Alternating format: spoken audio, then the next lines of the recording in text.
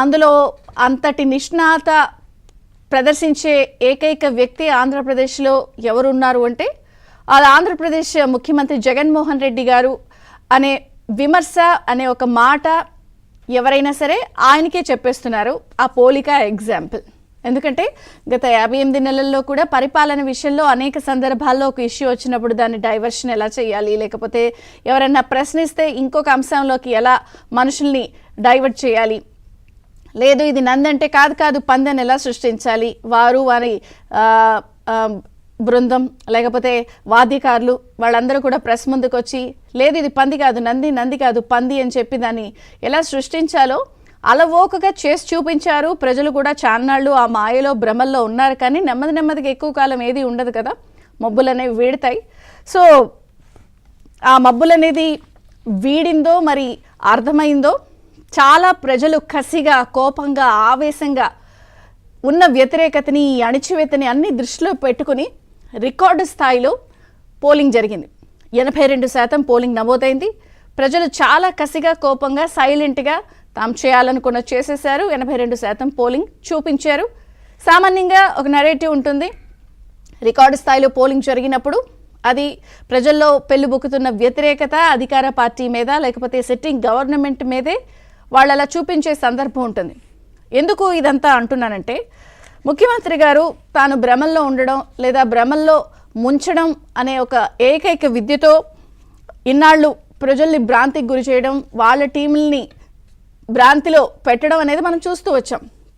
మరి దాని కొనసాగింపుగానో ఏమో సార్వత్రిక ఎన్నికలు ఆంధ్రప్రదేశ్లో ముగిశాయి. సో అందరూ ఎవరి లెక్కలు వాళ్ళు వేస్తున్నారు.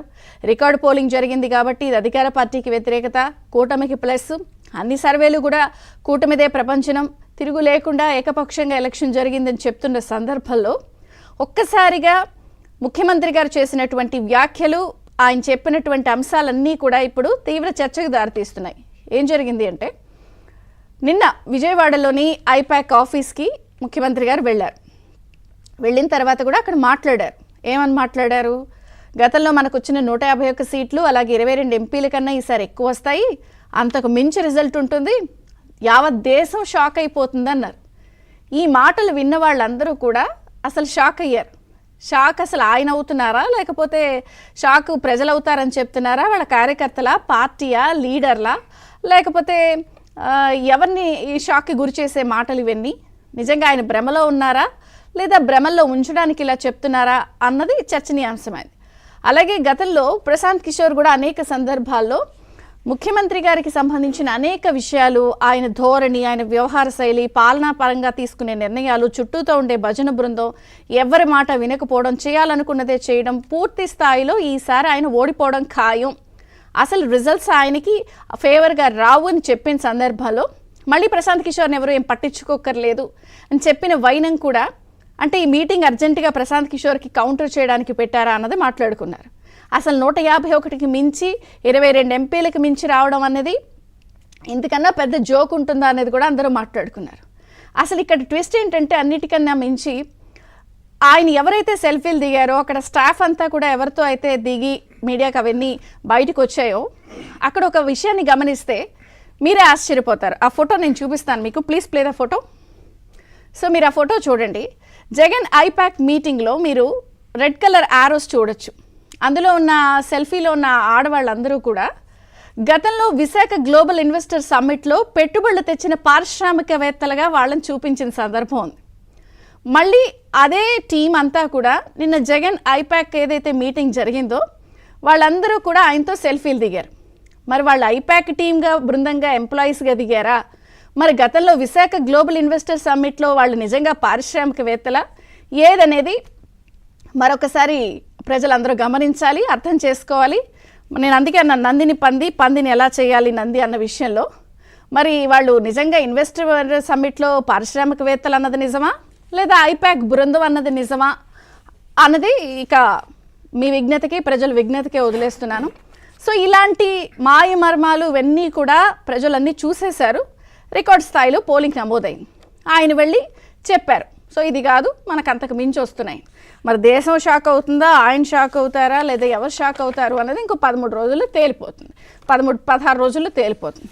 ఇవన్నీ ఒక ఎత్తు అయితే అసలు రాష్ట్రంలో హింస అనేది తారాస్థాయికి చేరింది. పల్నాడు, చంద్రగిరి, పుంగనూరు, తాడిపత్రి, కారంపొడి ఎంత స్థాయిలో హింస చెలరేగిందంటే అసలు దాడులు ఆగట్లేదు, తలలు పగలగొట్టేస్తున్నారు. ఇంట్లో ఉన్న ఆడవాళ్లను కూడా బయటికి తీసుకొచ్చి మరీ హింసాత్మకంగా ఘటనలు పాల్పడుతున్న వైనం చూసి యావత్ దేశం ఉలిక్కి పడుతోంది. అసలు పోలింగ్ పూర్తయిన తర్వాత ఈ హింస ఏంటి, దాడులేంటి, గొడవలేంటి?